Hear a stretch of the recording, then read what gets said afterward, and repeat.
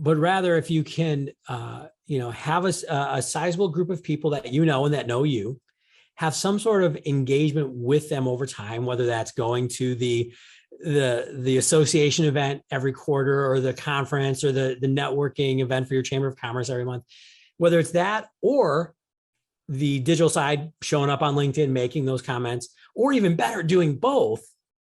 It allows you to create this network where you have what are called weak connections, which people that you don't have a ton of interaction with on a regular basis, but that you have some.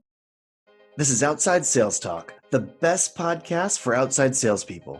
I'm your host, Steve Benson, and we're here to chat with the world's top sales experts so that you can get their best sales tactics to level up your game. Welcome back to Outside Sales Talk. Today, we are going to cover making human-to-human connections while networking. We got David Fisher with us. Welcome to the show, David. Thank you for having me back. Super excited to be here. Yeah, David's a two-time podcaster here at Outside Sales Talk. Had to bring you back for this one because we, you do this whole, you have all this expertise and do this whole talk on this, and I was excited to have people hear it. Just by way of introduction, to remind people, David is a sales expert. He's a keynote speaker. He's a podcast host, and he's a best-selling author. He's been doing sales for about 20 years, or doing sales, this type of sales expertise for 20 years. And he combines a nuanced strategy and a real world tactics to guide sales professionals as they navigate and leverage the evolving landscape of sales. David has two new editions out of his books, Networking in the 21st Century and Networking in the 21st Century, and on LinkedIn specifically. I added this specifically. That's not the title of the book, but we will be discussing both of those today. So cool. Start off, David. It's so interesting to me that you have two versions of your book, one specifically going with LinkedIn and the other more general. What was the decision there not to combine them, or like it? Well, just walk me through that thought process and how you thought about how you approached that. Yeah. So my first book that I wrote was Networking in the 21st Century, and that was almost a decade ago. And it really kind of covered a lot of what at that point was the networking process, which was mostly offline, right? In fact, there's a couple nods in that first book to, hey, you should probably check out LinkedIn or social media. I mean, 10 years ago, those things were still kind of just a little sliver of our professional life. And then the second book I wrote was Networking in the 21st Century on LinkedIn, which at that time, and again, this is now probably about 8 years ago, was almost niche, right? Hey, if you're a real gadgetry kind of nerd, you might be on this LinkedIn platform. Let's dive deep into it. And what I realized, and kind of why I actually did both of these updated editions, was definitely driven by the pandemic, driven by COVID. And I really wanted to see what was happening with networking and how to be effective with networking and relationship building in kind of a post-pandemic world. And by the way, post-pandemic does not mean the pandemic is done, unfortunately. It's just anything after March 2020, right? Mm-hmm. And what I found is when I kind of dove back in and was updating these books, that there's just too much stuff to cover in one book, basically. And I do, in the networking book, it really is just looking at how we build relationships, how we do that offline, obviously, but also even in the digital space, because hey, you and I are talking on Zoom. That's going to be here moving forward. We're going to have LinkedIn, all these other communication channels with each other. But then I also was like, hey, because we couldn't go out for a year, a lot of people started to realize this LinkedIn tool can be pretty cool. How do we look at that as far as a branding tool, as an engagement tool to create conversations with the people we want? And really, how do we have kind of I always think of like a hybrid approach, right? Even the LinkedIn book has to reference the fact that we're going to have offline conversations and vice versa. But yeah, that was kind of the genesis of the updates. Like, how do we really make this relevant, in 2021? Because some things have changed. Yeah, well, and I it jumps off the pages to me as being really smart, because it really is. Digital networking versus real world networking are really two different things with two different skill sets. I mean, you could be the best real world networker in the world, mm-hmm. and be terrible digitally, and vice versa, right? Like, so they right. the skill sets probably don't overlap all that much, right? It's different to be at a conference and walk up to a group of 5 people and introduce yourself than it is to reach out to make a comment on a thread, and Right. it's totally different abilities. What Tell me about what makes a great network and what makes a great networker. Tell me about the components of a great and thriving network, what the benefits are to your life, et cetera. Yeah. And so it's interesting you even just bring up the distinctions between kind of the offline and the online space, because one of the things that I do want to kind of move people towards or point out to people is that, yes, they absolutely are different skill sets, yet they're both necessary. And in fact, they both reinforce one another. I think one of the things that we want to stay away from moving forward is this idea of just being offline, or conversely, just being online, right? Is how do we bring these two media, two worlds together? I think when you really look at the people who have good networks, or what is a good network, I think there's a couple things that you want to keep in mind. One is that good networks have size, right? They aren't 5 people, yet they also don't have to be 30,000, right? And what I really feel strongly, both from just an effectiveness standpoint, but also just a better way of living standpoint, is that it's really about building relationships with people and not necessarily trying to be everybody's best friend. I think that's actually the mistake that a lot of us think. We need to be best friends with everybody in our network to find success. And that's just not the case.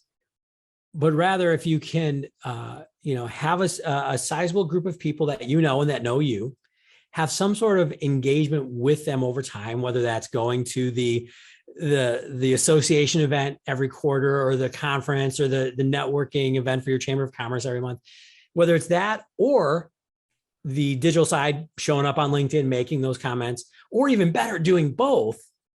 It allows you to create this network where you have what are called weak connections, which people that you don't have a ton of interaction with on a regular basis, but that you have some interaction with.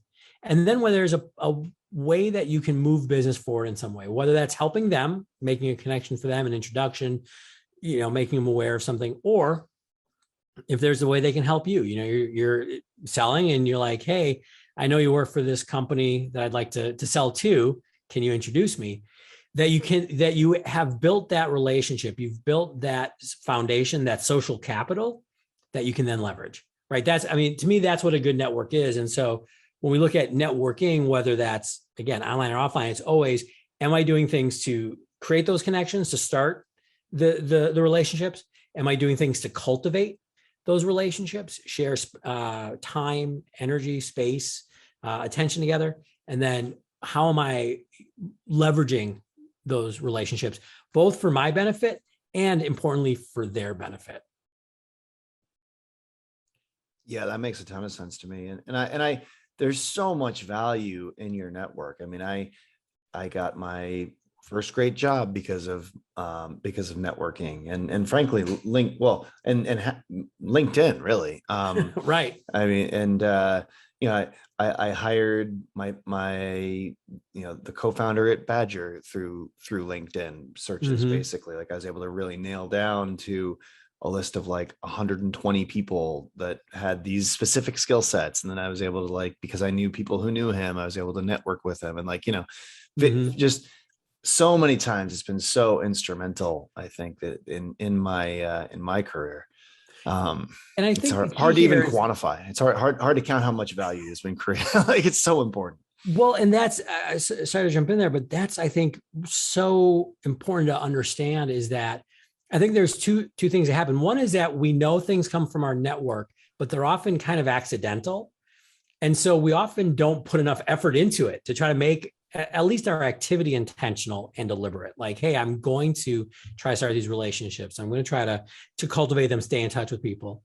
But then at the same time, which is kind of a conflict, which really makes this tough for us, it is often hard to ascribe and attribute success based on our network. Like, we don't think all the way through it. It's hard to go, well, I met this person at this event and then we were on LinkedIn and then, they introduced me to this person on LinkedIn and then, right. And then I was able to have this other conversation with them and now we're doing business together.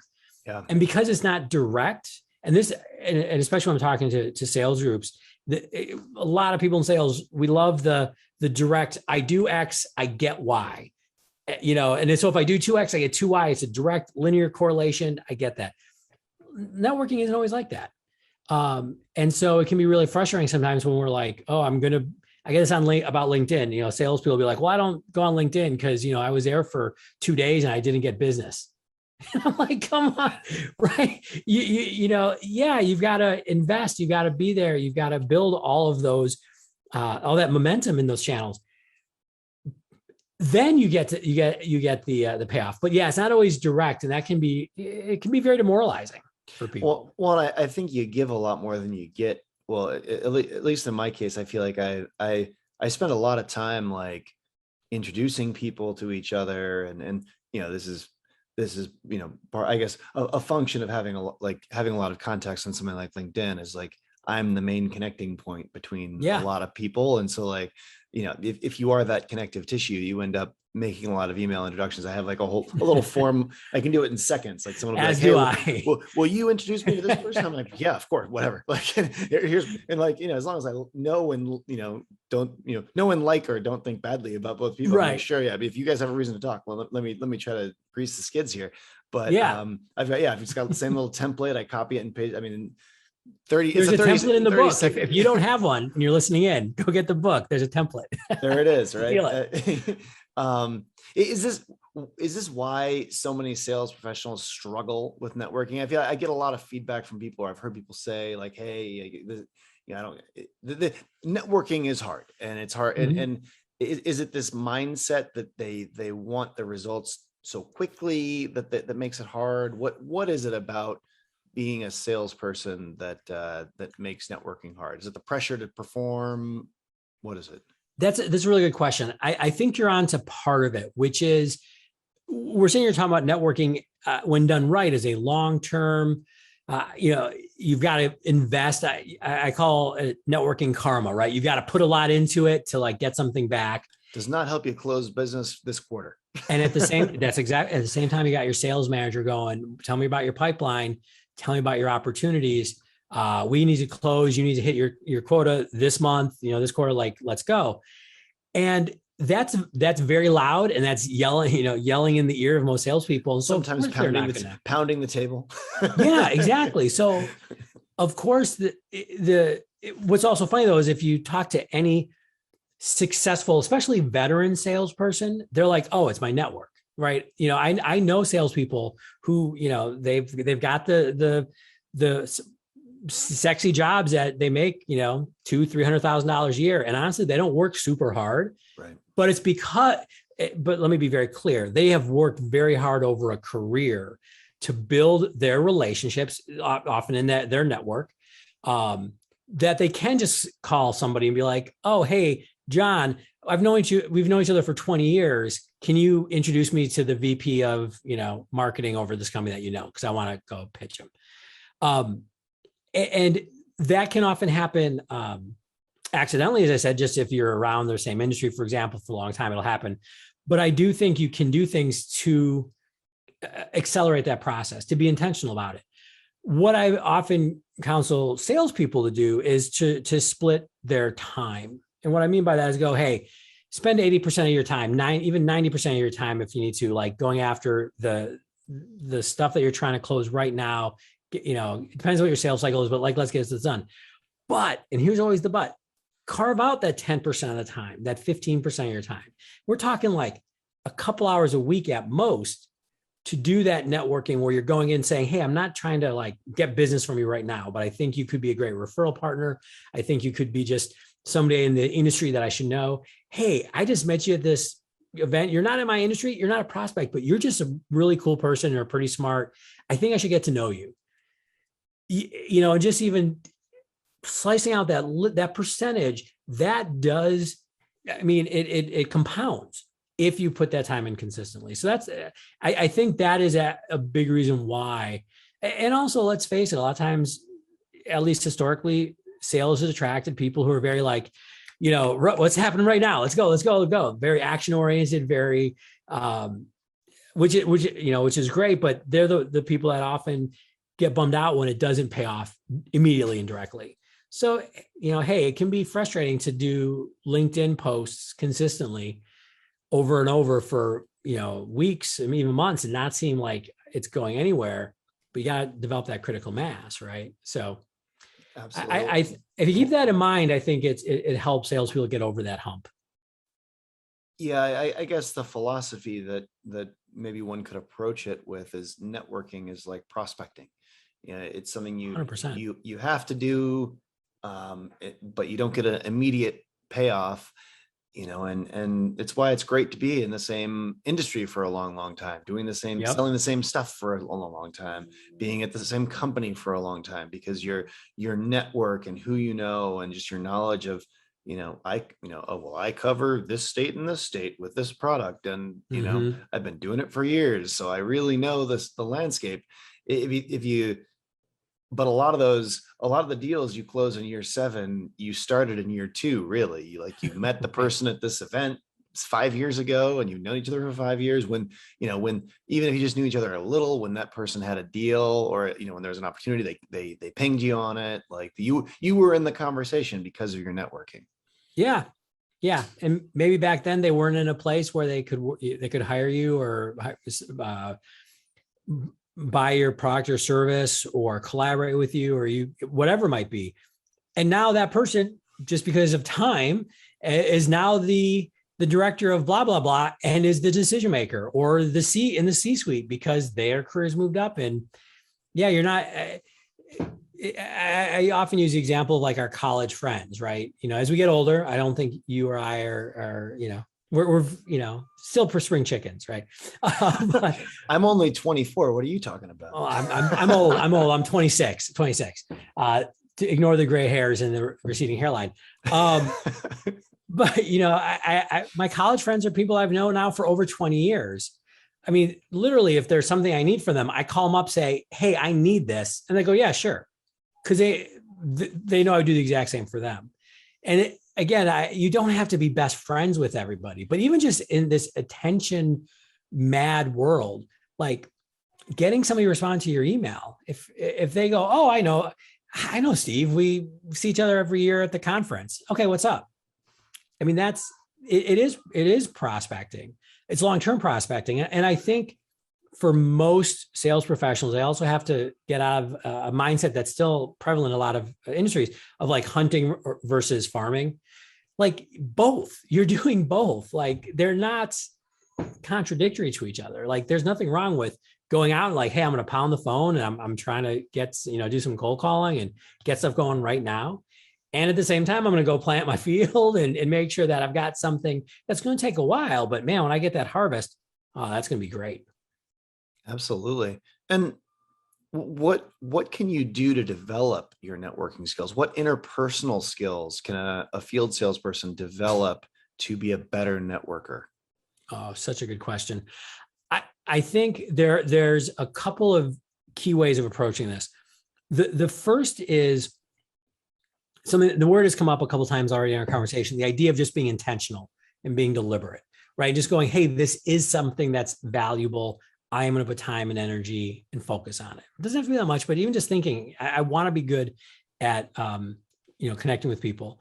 I think a lot of the skills that we think of in the offline world that are important are just relationship building skills. Like they're not business skills. Can you have a conversation with somebody? Can you meet somebody that you don't know well and ask them about themselves? There's a skill I talk about in the book called The Next Question, right? Can you ask the next question of somebody? And the whole key is not to just ask them a question, they give an answer, and then you give, your approach, but to actually go, hey, where'd you go, to school, or how long have you been in this industry? And they say something, you're like, oh, what brought you here? Or, how have you liked it? What's changed, right? You're keeping it on them. It's a skill that's also really good for parties where you don't know anybody and for first dates. But like, right. But those aren't business skills or sales skills. They're human engagement skills. And the basis of any good professional networking relationship is a human relationship. So we often talk about it's not, B2B or B2C, it's H to H, human to human. Those are the skills that I think are really important to focus on. And it's hard to, again, check them off on a spreadsheet. Do I have the ability to build rapport? Do I make other people feel comfortable with me? But kind of checking in with yourself. We know what we're good at and what we're not, or if not, talk to a friend, talk to a significant other, spouse, and go, hey, what soft skills, even though I don't like the term soft skills, what soft skills do I really need to improve? And I think then that beyond that, we talked about then LinkedIn and the digital space. It's learning how to engage digitally. And a lot of that is, hey, buy my book, right? I'll plug that. But even just paying attention to what's going on LinkedIn, what's going on, or whatever the social media platform of choice that you're going to use is. What is the etiquette there? I think something that's great for salespeople to learn is how to have a personal brand. That's kind of a buzzword and people have different responses to it. But basically we all have a brand. We all have a way that people perceive us. By the way, if they don't perceive us, that's our brand. We're nothing. So even just, as a salesperson going, hey, how do I connect in this digital space that I can go on to 5, 10, 15 minutes a day? Even I'm out doing, sales calls, even if I'm just sitting there waiting for my appointment in the waiting room. How can I go and maybe post some content? Maybe I can learn. I think learning how to curate either through your own creation or your marketing teams or just your industry, like content, and then putting your perspective into it, your insights into it, and then sharing it. So huge. I call it the Barney effect. Be like Barney from How I Met Your Mother. He had a guy for everything. I got a guy for, buying suits. I have a guy who gets me a limo, who gets me tickets. As a salesperson, I think you want to be the sales Sherpa, the guide for your prospects. And that means becoming that guy or that gal in your space for the people in your network, right? And what a great way of using tools like LinkedIn to just scale. It allows you to have conversations at scale that you couldn't normally have. So I think those are probably the places to start in each of those, the online and the offline venues. That's got to be the best quote of the day. Be the guy for something for your network, and that something should be the thing that you sell. Yeah. You want all your friends to say, oh yeah, I got a guy for business insurance policies. Oh yeah, I got a guy that does that. Very powerful concept. Yeah, no matter what you're selling. If it's kind of a B2B, it's a complex sales solution. At some point, your prospect, and this might be someone in your network, is going to be sitting around a conference table, or a 5-way Zoom call, going, "Hey, we need to replace X," and you want that person who's in your network to be like, "Hey, let's call Jill. Jill does this." Or, an example I use in the books is, buying a house. And we were talking before we started recording. I recently moved. Both my mortgage broker and my insurance agent I've known for over 15 years. People that are in my network I met early on. We've just remained friends, done business together, other things. Like when I needed a mortgage, I didn't go shop around. I literally called John. It was like, hey, just give me the best rate you can. I know, make sure there's a little something in it for you, but I know you're going to treat me well. I trust you. I've known you.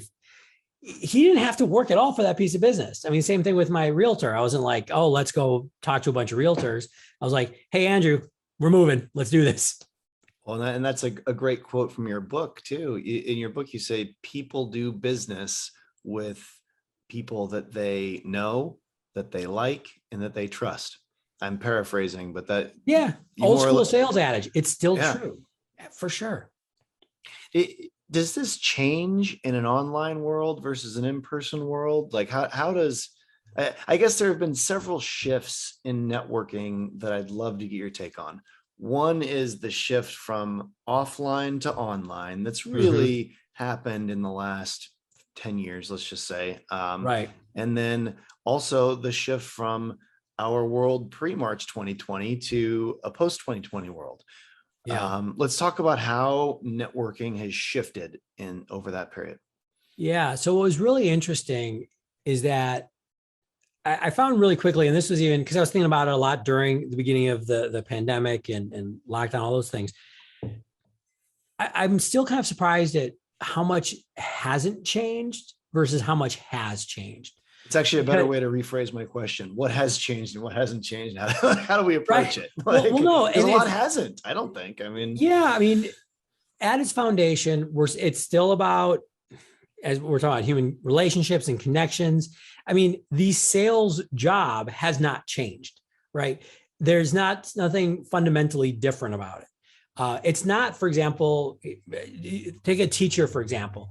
A teacher, online versus offline, is a fundamentally different job, right? You right. know, the skill, like in the end, we're using different communication channels, but in sales, we're still trying to accomplish, you know, the same goal.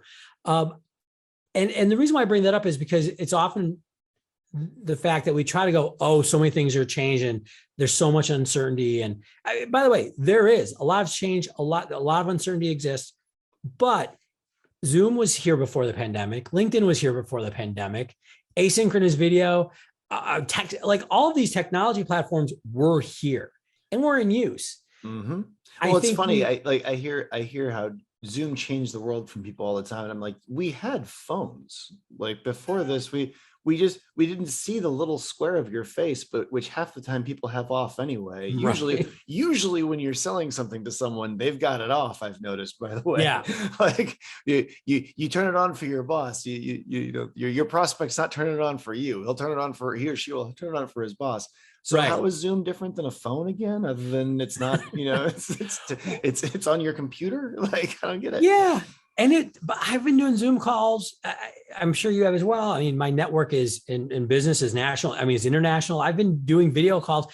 Skype was here, I think, when I was in college. Like, again, these aren't new. The fact that we were thrust into using them is, I think, what changed. So a lot of businesses who are just flirting with the digital communication had to dive in. Again, as somebody who's been teaching people about LinkedIn for over a decade, people started, you know, paying a lot more attention to my emails and calls in April 2020 because they're like, oh, it's not just a luxury. We need to do this.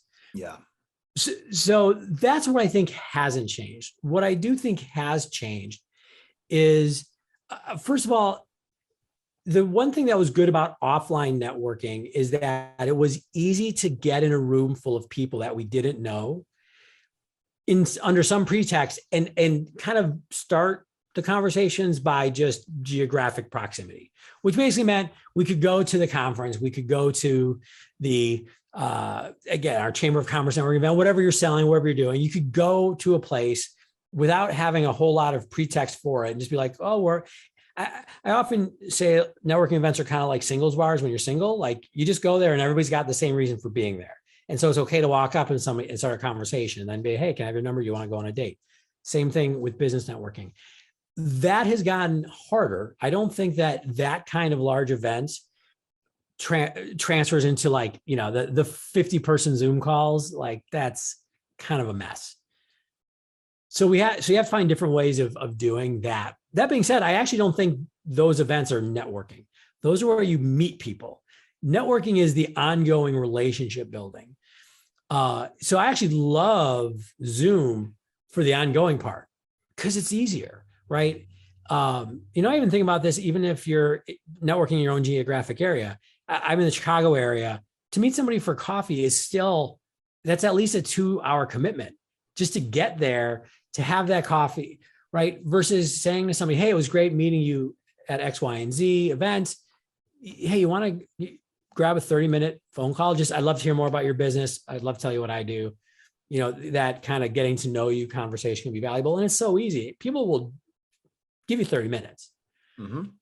So I love it for that. What I think it worked really well for me, and I talk about it in the books, is even just using introductions as a way to meet new people versus those bigger events. So like one suggestion I make to people is, I love the question, if you're trying to build your network, just at the end of a conversation, hey, Steve, you know, I am trying to build my network. Who's somebody you know that you don't think I know that I probably should? You know, it's kind of like a referral, but instead of a sales referral, you're just asking for a networking referral. Mhm. And especially if you're networking with somebody, there's a reason you're networking with them. We know people like ourselves. So, and you can be more specific. Hey, I'm trying to network more into this industry. Who do you know in that industry that I should be talking to? Just, do you have somebody you could introduce me to? And, if you just keep getting that one introduction, that's a way to try to make up for the fact that we can't go to those big events. And hopefully as things do get a little safer, we'll still have those big events. I mean, I love I've said hybrid before in our conversation. I think that's the value of moving forward. It's, hey, I'm going to go to this event. I'm going to go to this conference. I'm going to walk away with 20 business cards. But instead of just throwing them in a drawer, hey, connecting with them on LinkedIn, I'm going to share some content, engage with theirs. Those top 5 people I really thought were not necessarily prospects. Maybe they were, but maybe there's then the 5 that aren't prospects, but you're like, I should know. Hey, Steve, can we grab that 30-minute phone call? You want to have, just a quick conversation? Because, we have a little FaceTime on Zoom, which can be valuable. Again, that in an ongoing way, I think is really, and then when there's a point that you're like, hey, I think we should be doing business together. Hey, Steve, let's go grab lunch. Right? Let's then go back offline. Yeah. Let's pick up the phone or get it together in person. So. Yeah, I think that really answered the question well. I think that we can move in and out of these online to offline, and here's how we deal with COVID type situations. And what are some of the keys that you would say are for a salesperson to connect and truly have a connection with someone that they've never met before in person? What would you say your key thoughts are there for a salesperson who wants to network with someone that they don't currently know? It's a really good question. I think I'm going to make some assumptions on this just to kind of frame it. So I think it's important to go, am I trying to prospect to this person, or do I just want to bring them into my network? I think they're 2 different approaches. I actually think they're similar. It's just a matter of assertiveness, right? Because a lot of times if somebody's a prospect, we're trying to move them along, as we were talking before about that. Hey, I got to hit quota. I got to move them through my sales cycle, might be a little more assertive versus just, hey, I want to see what's here. I want to start this relationship and let it build a little more naturally. I think one of the things, you've never met this person in the real world. Let's say you're just grabbing a Zoom call. This is going to sound really hackneyed and trite, but it's learn how to do good small talk on a Zoom call. And I say that as somebody who's coached literally thousands of salespeople. And I always make this assumption that all salespeople are great at small talk. Most aren't. and I'm sorry if you're listening and you feel like I'm picking on you. I'm not trying to. No, our listeners have very thick skin. They're here to learn. They're here to learn your ways. But and it's actually, there's definitely a strand of our sales culture that's like, don't waste time, get in there, get to business, boom, boom, boom, boom, boom. And I think that's counterproductive. Before you and I started before we started our conversation, we chatted for a couple minutes, and it was, how are things going? We obviously know each other, so it's a little easier, but it's, hey, what's going on? One of the great things about Zoom is we can see where people are, hey, tell, oh, your cat just walked by, right? We have often been told over the pandemic, or there's a narrative that we've seen a lot more of who people are because of Zoom and because they're in their home, and we've seen situations, and it's kind of allowed us to access people's humanity a little bit more.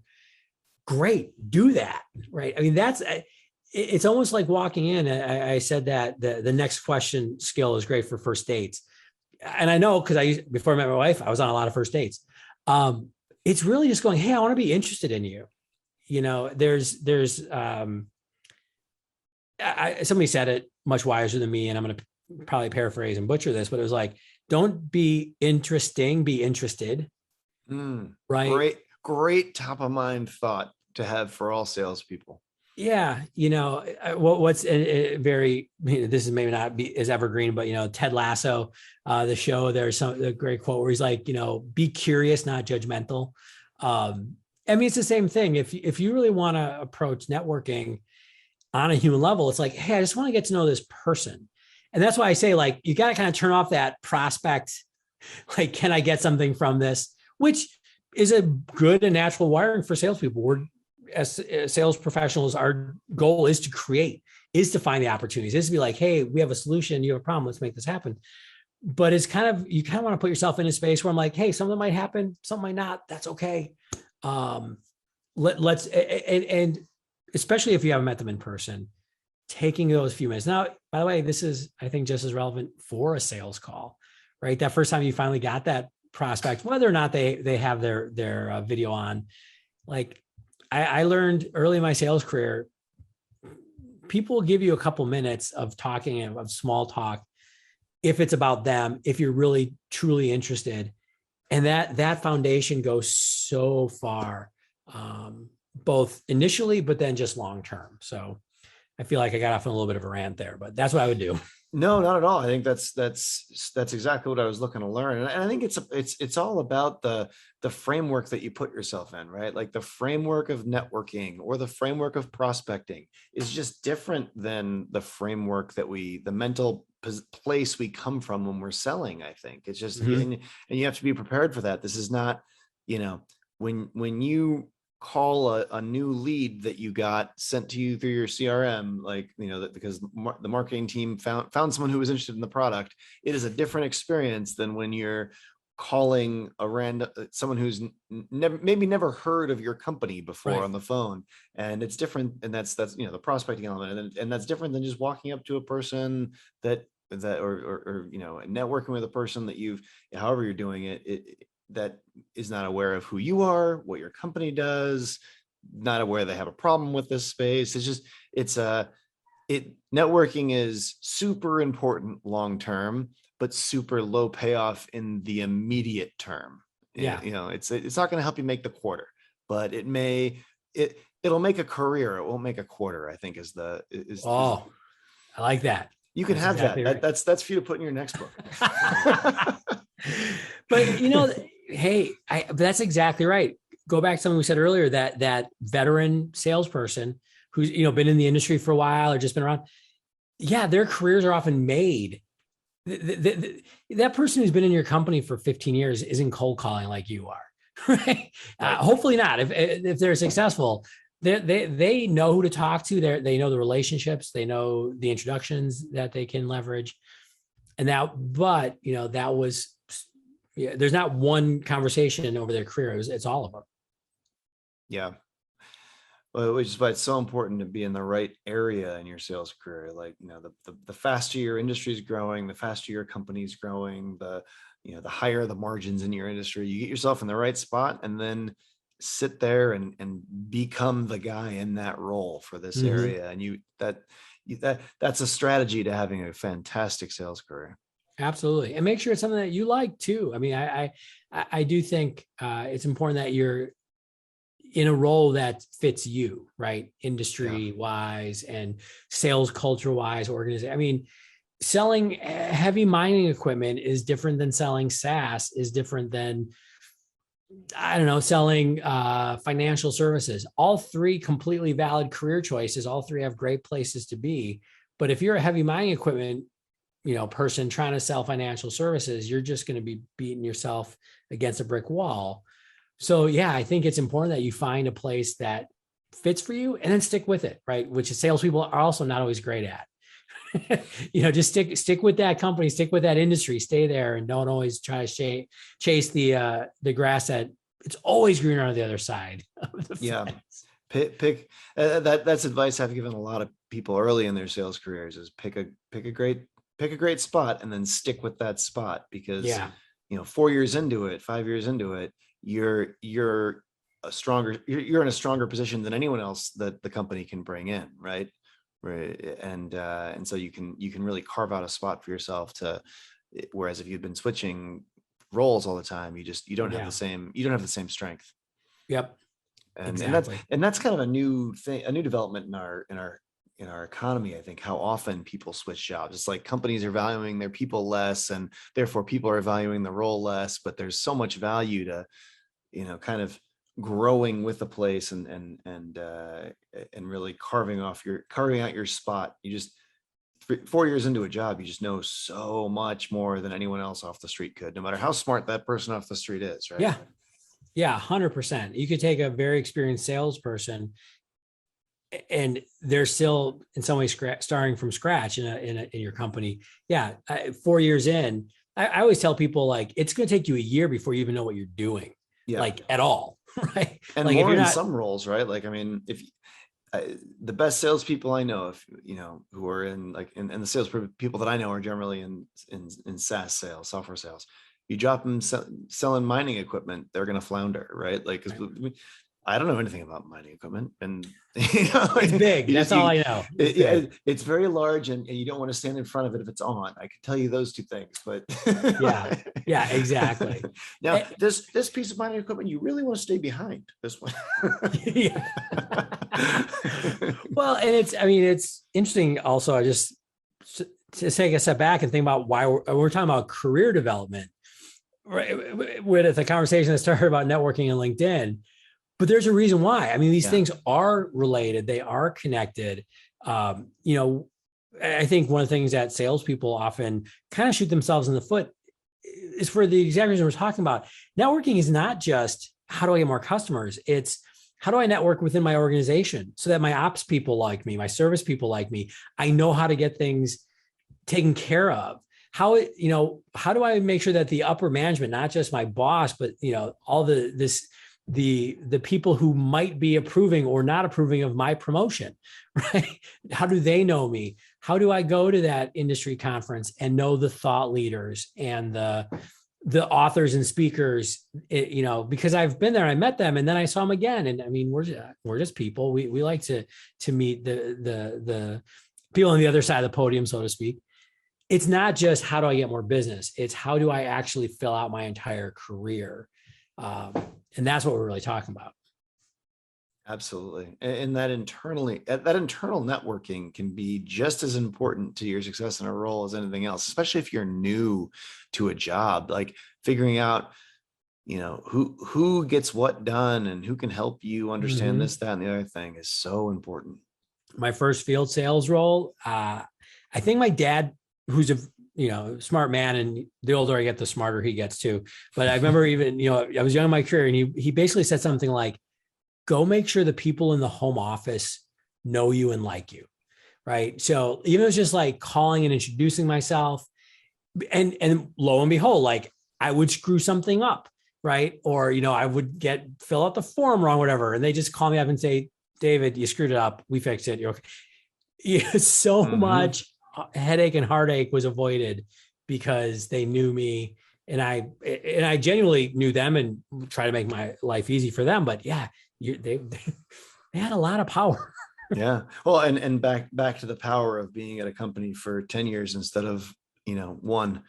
You end up knowing all the people and who knows how to do everything and who plays what role, and those, especially in a large organization, 1,000-person organization, that takes years to learn. Years.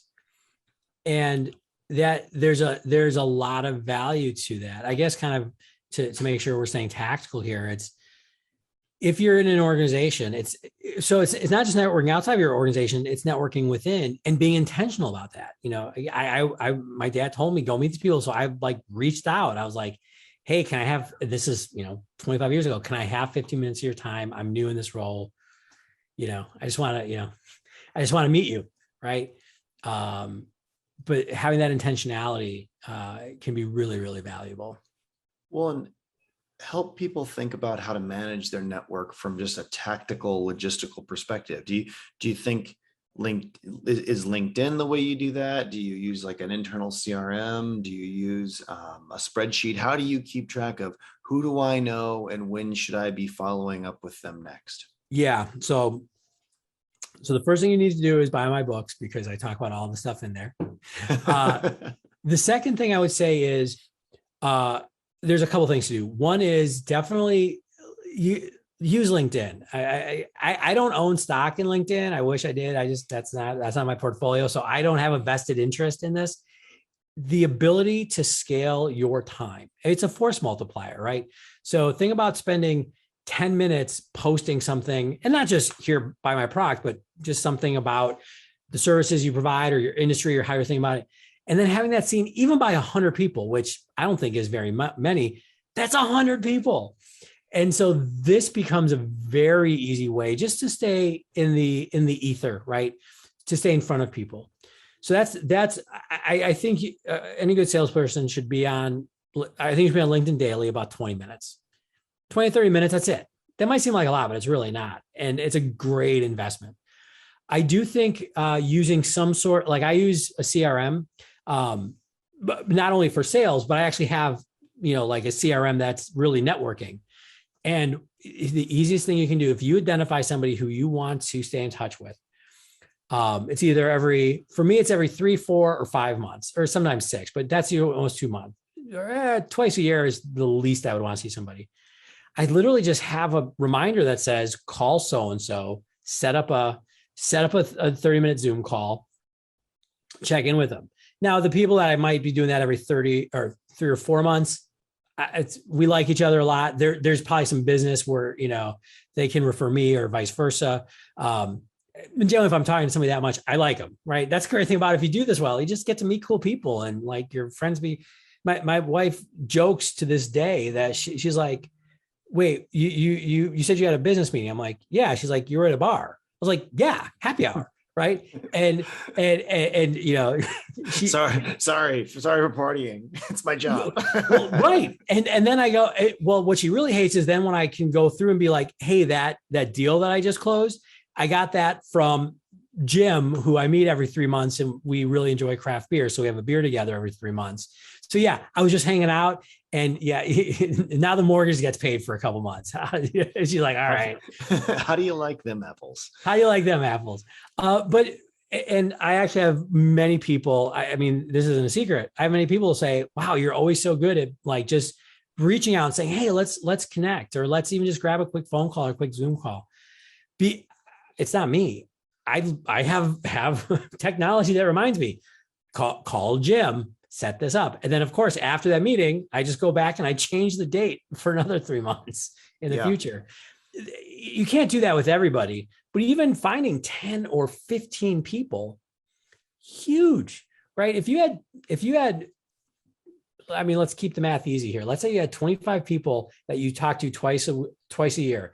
That means that you're having lunch anyways. There's a great book, Never Eat Lunch Alone, Keith Ferrazzi. So true. You're going to eat lunch anyways. So just once a week, have it with somebody. You got 2 weeks off for vacation. If you do that, that's 50 conversations a year. Something's going to come from that. That's good. So that's that. And tactically, that's just how I make it happen. I do like the idea of Zoom calls.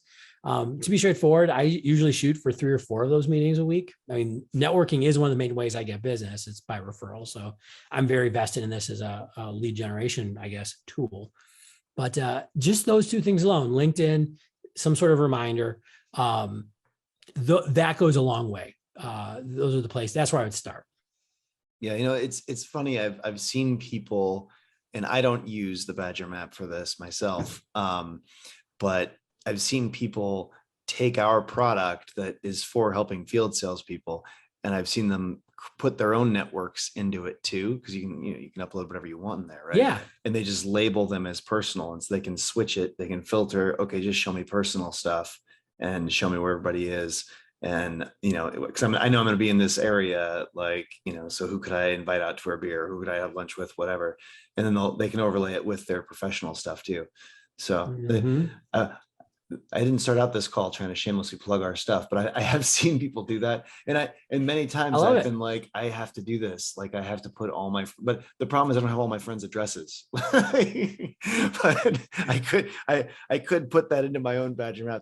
So the way I do this a little bit, and not enough, but I've meant to start it out many times, is just in a spreadsheet and just like putting the person's name, when I'm due to contact them next, and kind of like your thing, then after you meet with them, you push them out. And then and it could be personal, it could be professional, but just like, okay, this is the person, this is when this is when I should talk to them. I'm due to talk to them next. And then like a history of like, notes, a notes section where I keep track of like, okay, when did I last talk to them? And then I guess what type of contact they are. Now I've started to build that 3 times in Google Docs, but I don't actually do this, but that's, if I were good at networking, I know that's what I would be doing. Is I'd be putting all, but it's so complicated at this point. You almost just have to start it and like maintain it. Who do you pull over from LinkedIn? Who do you pull over from your phone? It's like, it's tricky at this point, but I guess, you got to jump in, you got to start somewhere. Yeah. Here's how I do it. Steve, here's my challenge to you. You probably weren't expecting your guest to challenge you. No, I'm ready. Make a Google Doc. I like a challenge. Make a Google Doc. I love it. 10 people, put 10 people in it. All you have to do is, because you're going to kind of know these people. I don't know if you're best friends with them, but you kind of know. Seriously, just have their name, their email, and the last date contacted. All of that. So here's the big thing. I believe in systems, even like CRMs, to be straightforward, that will actually get used. If a system isn't used, it's a crap system. So having all of that, and I hear this a lot, right? Because I've thought about doing it. I have it over the years. I'm going to have a note about what our conversation was. What are the points? In the end, the most important thing is just that the most important thing is that you're reminded to do the outreach to them. That's it. Yeah. Right. Even if you start that conversation with, I don't even remember what we talked about last time, but how have the last 6 months been? And then you'll remember stuff. I mean, things will pop up in your mind, but just it's whatever can get you to have that conversation is more important than any data capture. Yeah. So now I think networking is the most important thing that I don't spend nearly enough time on. Like, I know it's important. I don't spend enough time on it. And I think it probably falls into that category for a lot of people.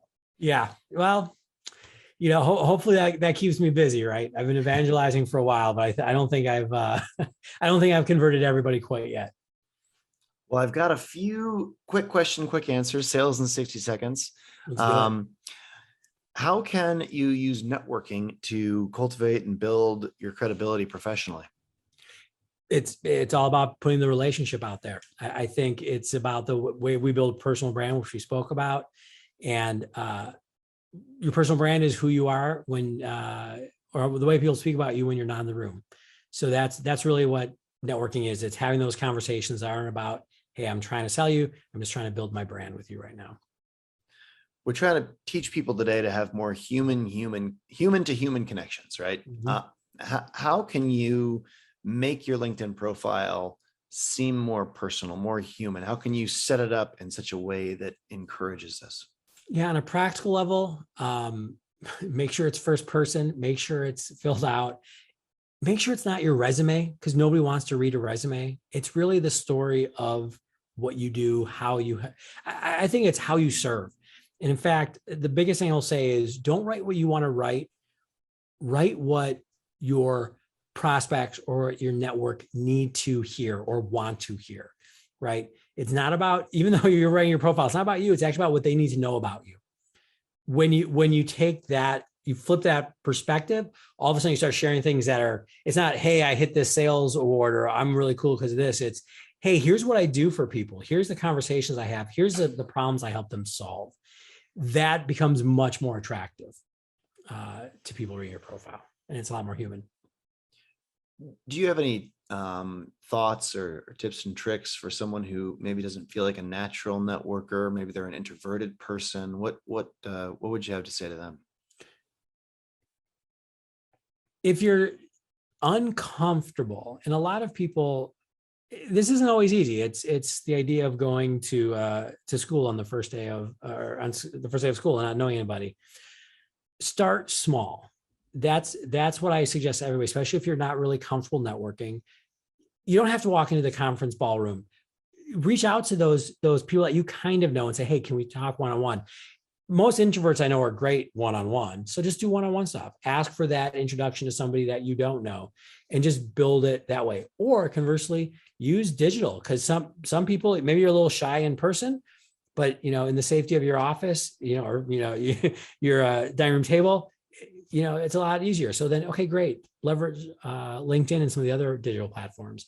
But I think the big thing is just start small, and everybody can be a good networker. There's not a specific type of personality that is wired for this. We all have strengths and weaknesses. We're all human.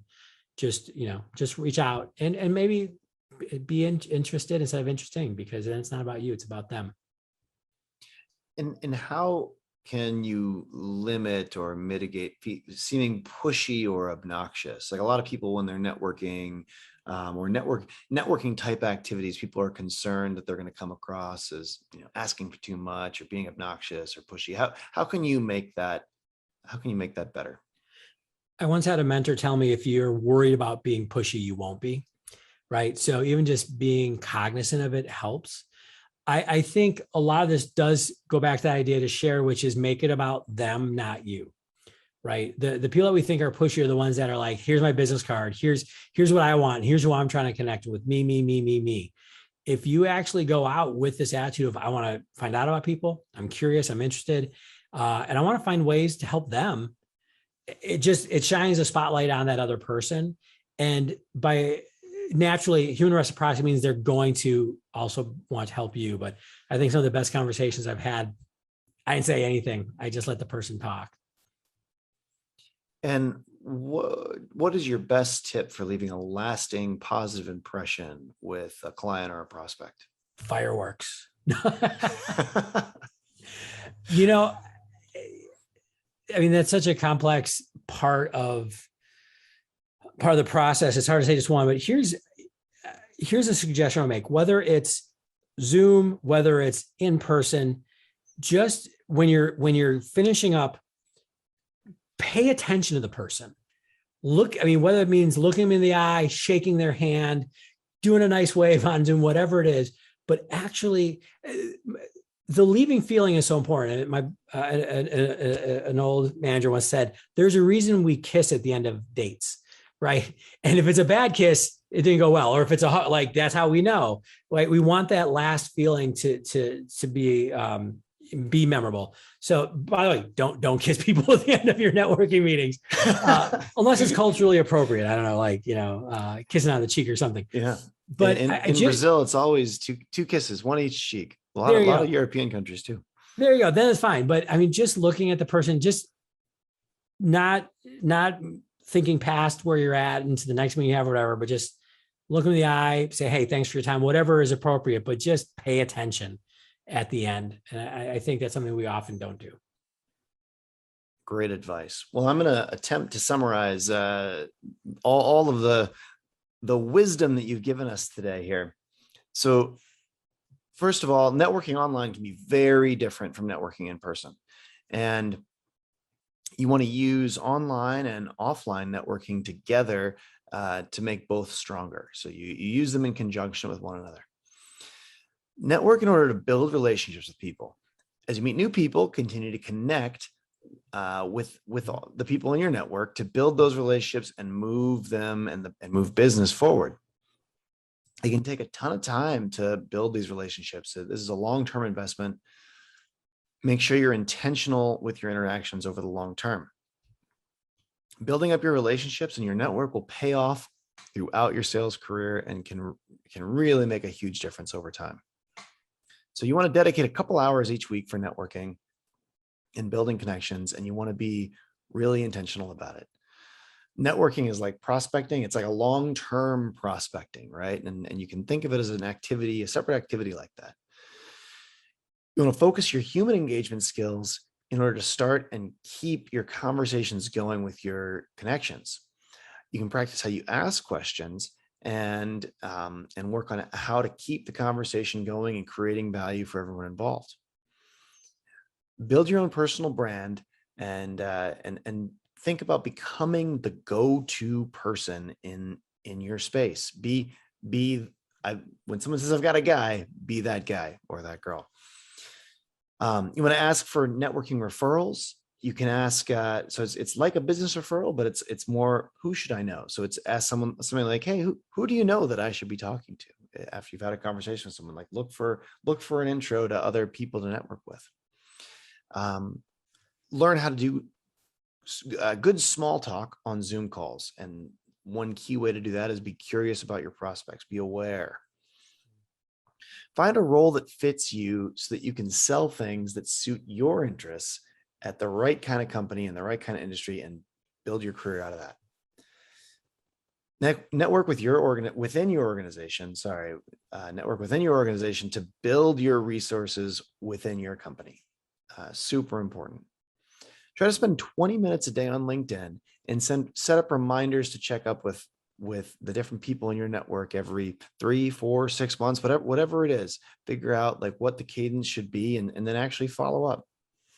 This has been so just packed with good advice. Where can our listeners read more about your work? What's the best way for our listeners to reach out to you? Yeah, so there's a landing page specifically for all you cool cats and kittens who are listening in. davidjpfisher.com/podcast/badger. But you can also just find me on LinkedIn. That's the best way to start a conversation. Just search David J.P. Fisher or David Fisher. You'll find me. And yeah, just shoot me out a connection request. Say you heard me here. Would love to chat and share content with you there and help you in any way I can. Well, awesome, David. This has been fantastic. Great episode of the Outside Sales Talk. If any of our listeners work in field sales, you'll love Badger Maps. #1 route planner, helps you sell 20% more, drive 20% less. You can get a free trial, badgermapping.com. If anyone can think of other sales reps in your network, perhaps that would benefit from learning these networking skills that David's taught us today, definitely share the love and forward this episode on to them. David, thanks so much for coming today. Thank you so much. Love it every time we talk. And take care until next time, everybody.